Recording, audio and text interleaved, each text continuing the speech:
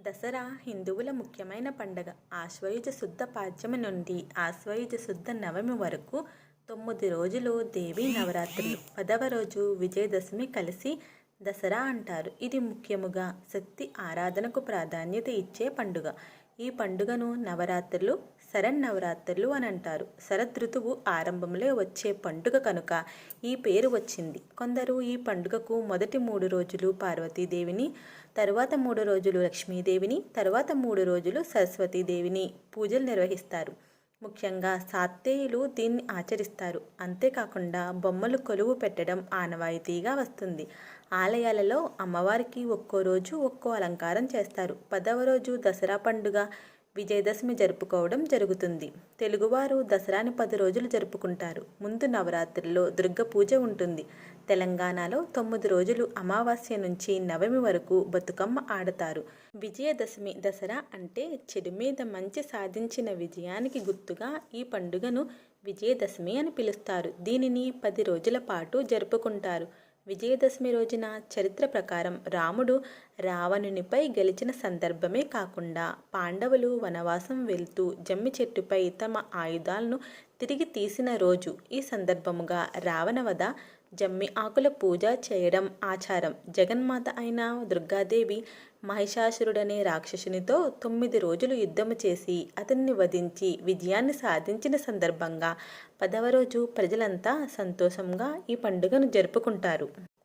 అసలు మహిషాసురుడు ఎవరు, అతని జన్మ రహస్యం ఏమిటో తెలుసుకుందాం. దానవ వంశానికి మూల పురుషుడైన దానవుకు రంభుడు, కరంభుడు అని 2 కుమారులు. వీరిద్దరూ పుట్టుకతో దానవులైన గుణంలో, ప్రవర్తనలో చాలా మంచివాళ్ళు అని విశ్వవిఖ్యాతి గడించారు. వీరిద్దరిలో ఉన్న ఒకే ఒక లోపం సంతానం లేకపోవడం. ఆ లోపం సరిదిద్దుకోవాలని వారిద్దరూ తపస్సు చెయ్యాలని సంకల్పించారు. కరంభుడు పంచనదం అనే మడుగులో దిగి ఒంటి కాలి మీద తీవ్ర తపస్సు ప్రారంభించాడు.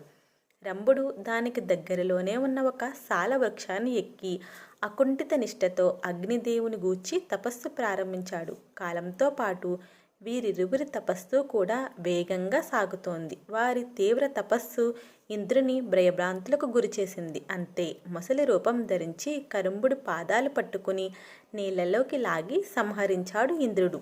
అది తెలిసి రంభుడు తీవ్ర వేదనకు గురయ్యాడు.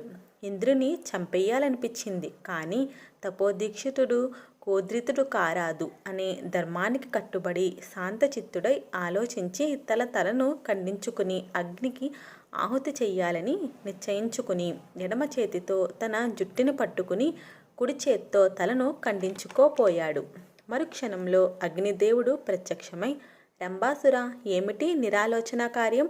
నీవు ప్రాణత్యాగం చేసినంత మాత్రాన మరణించిన నీ తమ్ముడు తిరిగి బ్రతికి వస్తాడనుకుంటున్నావా? ఈ ప్రయత్నం మానుకో అన్నాడు.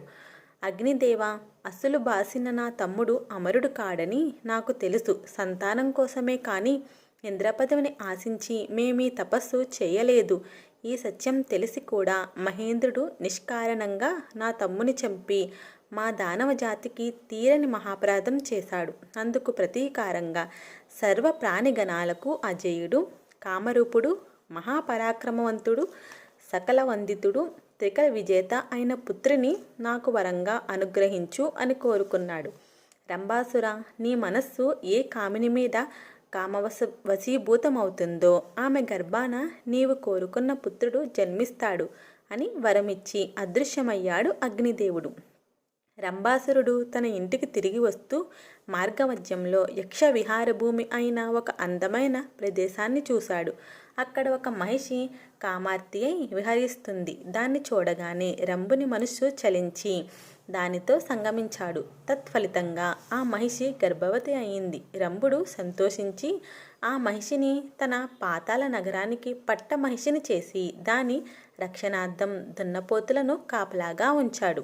ఒకరోజు ఒక దున్నపోతు కామంతో చెలరేగి ఈ రాజమహిషిని వెంబడించింది. అది చూసి రంభుడు ఆ దున్నపోతుతో యుద్ధానికి దిగి బలంగా పిడిగుద్దులు గుద్దాడు. ఆ గుద్దులకు దున్నపోతు బాధగా అరుస్తూ తన బలమైన కొమ్ములతో రంభుని గుండెలు బలంగా పొడిచింది. దానితో రంభుడు గిలగిలా తన్నుకుంటూ నేలకి ఒరిగిపోయి మరణించాడు. తన భర్త అయిన రంభుడు తన కళ్ళ ముందే మరణించడం చూసిన ఆ రాజమహిషి భయంతో పరుగులు తీస్తుంది. దీన్ని వెంబడించింది ఆ దున్నపోతు. నిండు గర్భంతో ఉన్న ఆ రాజమహిషి అలా పరుగులు తీస్తూ యక్ష విహార భూమిని చేరి అక్కడున్న యక్షులను శరణు కోరింది. యక్షులకు ఆ దున్నపోతుకు మధ్య భీకర యుద్ధం జరిగింది. చివరికి ఎలాగైతేనేం యక్షులు ఆ దున్నపోతుని సంహరించారు. అనంతరం యక్షులు ఆ రాజమహిషాన్ని ఓదార్చి రంభాసుని మృతదేహాన్ని చితిపైకి చేర్చి నిప్పు పెట్టారు.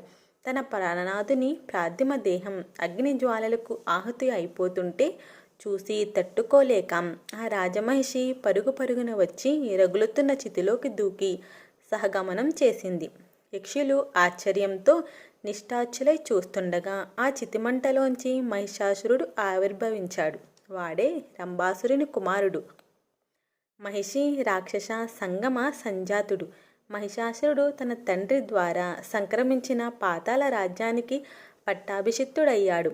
మరణించిన రంభాసురుడు పుత్ర వ్యామోహంతో మరొక దేహాన్ని ధరించి రక్తబీజుడు అనే పేరుతో మహిషాసురుని అంతరంగిక అనుచరుడయ్యాడు. దైత్య వంశానికి ఆకాశ దీపంలా జన్మించిన మహిషాసురుడు తన అంతరంగిక మిత్రులతో సమాలోచన చేసి మరణం లేని జీవనం కోసం మేరు పర్వత శిఖరం చేరి బ్రహ్మదేవుని గూర్చి ఘోర తపస్సు ప్రారంభించాడు. కాలం కదలికలో అనేక వేల సంవత్సరాలు కదిలి వెళ్ళిపోయాయి. మహిషాసురుని అచంచల తపస్సుకు సంతోషించిన బ్రహ్మదేవుడు ప్రత్యక్షమై, మహిషాసుర, ఇంక నీ తపస్సు చాలించు, ఏం వరం కావాలో కోరుకో అన్నాడు. పితామహ, నేను అమరుణ్ణి కావాలి, నాకు మరణం లేని జీవితాన్ని ప్రసాదించు అని కోరాడు మహిషాసురుడు. అప్పుడు బ్రహ్మదేవుడు, మహిషాసుర, పుట్టిన ప్రాణి గిట్టక తప్పదు, గిట్టిన ప్రాణి మరలా పుట్టక తప్పదు. జనన మరణాలు సకల ప్రాణికోటికి సహజ ధర్మాలు. మహాసముద్రాలకు మహాపర్వతాలకు కూడా ఏదో ఒక సమయంలో వినాశనం తప్పదు. ప్రకృతి విరుద్ధమైన నీ కోరికను తీర్చడం అసంభవం కనుక నీ మరణానికి మృత్యువుకు ఒక మార్గం విడిచిపెట్టి మరి ఏ వరమైనా కోరుకో అన్నాడు. అప్పుడు మహిషాసురుడు, విధాత, అల్పమైన కోరికలకు ఈ మహిషాసురుడు ఆశపడడు. సరే, ఆడది నా దృష్టిలో అబల, ఆమె వల్ల నాకే ప్రమాదమూ రాదు కనుక పురుషుడి చేతిలో నాకు మరణం రాకుండా వరం అనుగ్రహించు అని కోరాడు.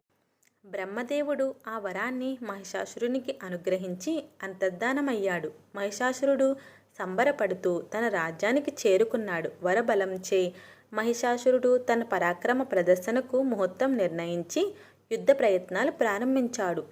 చిక్షారుని సేనాధిపతిగా, తామ్రుని కోశాధిపతిగా, అసిలోమ, బిడాల, భాస్కల, త్రినేత్ర, కాలబంధకాది రాక్షసులను దండనాయకులుగా నియమించి జైత్రయాత్రకు బయలుదేరాడు. భూమండలంలోని సకల రాజులు మహిషుని పరాక్రమానికి తల వంచి సామంతులై కప్పాలు కట్టడానికి సిద్ధపడ్డారు. బ్రాహ్మణులందరూ మహిషునికి వశమై యజ్ఞయాగాదుల్లో దేవతలతో సమానంగా అతనికి ఆవిర్భాగాన్ని పంచుతున్నారు. పృథ్వీ మండలమంతా మహిషి పాదాక్రాంతం అయ్యింది. ఇప్పుడు మహిషుని దృష్టి స్వర్గం మీదకు మళ్ళింది. దాన్ని స్వాధీనం చేసుకోవాలి అని సంకల్పించుకున్నాడు. వెంటనే ఒక దూతను ఇంద్రుని దగ్గరకు పంపాడు. ఆ దూత దేవేంద్రుని దగ్గరికి వెళ్ళి, మహేంద్ర, నేను మహిషాసురుని దూతను. నా ప్రభువు వెంటనే నిన్ను స్వర్గం విడిచి వెళ్ళిపోమన్నాడు, లేదా అమరుడివైన నీకు మరణం తప్పదని హెచ్చరించమన్నాడు అని చెప్పి మౌనం వహించాడు. దూత మాటలు విని ఇంద్రుడు కోపంతో, వరబలం ఉంది కదా అని మహిషుడు విర్రవీగుతున్నాడా? మహేంద్రునితో యుద్ధం అంటే మృత్యువుతో సమానమని చెప్పు. బుద్ధిగా గడ్డి తింటూ బ్రతకమను, లేదా వాడి కొమ్ములు విరిచి ప్రాణాలు తీస్తానని చెప్పు. దూతవి కనుక నిన్ను ప్రాణాలతో వదులుతున్నాను, వెళ్ళు అన్నాడు. ఆ దూత వెళ్ళి ఇంద్రుని ప్రతి సందేశాన్ని యథాతథంగా మహిషికి వినిపించాడు. మహిషాసురుడు కోపంతో సర్వ సైన్యాన్ని యుద్ధానికి సంసిద్ధం చేసి స్వర్గం మీదకు దండయాత్రకు బయలుదేరాడు. ఈలోగా ఇంద్రుడు సకల దేవగణాలతో సమావేశపరిచి దేవగురువు బృహస్పతితో సమాలోచన చేసి మహిషితో యుద్ధం అనివార్యం అని నిర్ణయించుకున్నాడు. దేవదానవుల మధ్య భీకర యుద్ధం ప్రారంభమైంది. ముందుగా చిక్షరుడు గజారూఢుడై ఇంద్రునితో యుద్ధానికి దిగాడు. ఇంద్రుని దెబ్బకు మరుక్షణంలో మూర్ఛబోయాడు. అది చూసి బిడాలుడు ముందుకు వచ్చి తన అస్త్ర విద్యా పాండిత్యాన్ని ప్రదర్శించాడు. కొంతసేపు భీకర సంగ్రామమే జరిగిందని చెప్పాలి. కానీ ఇంద్రుడు తన కుమారుడు జయంతునితో కలిసి బిడాలుని చంపేశాడు. దేవగణాలు ఇంద్రుని మెచ్చుకుని దుందూబులు మోగిస్తూ తమ సంతోషాన్ని ప్రకటించారు. వెంటనే మహిషాసురుడు తామ్రుని పంపాడు. యముడు దండపాణి అయి ఇంద్రునికి సహాయంగా నిలిచాడు. యముడి దండాయుధ ఘాతానికి తామ్రుడు చలించకుండా నిలబడటం చూసి యముడు ఆశ్చర్యపోయాడు. తామ్రుని యుద్ధ విద్యా నైపుణ్యానికి అష్టదిక్పాలకులు ఆశ్చర్యపోయి మూకుమ్ముడిగా విజృంభించి తామ్రుని సంహరించారు. అది చూసి మహిషాసురుడే స్వయంగా యుద్ధానికి దిగాడు.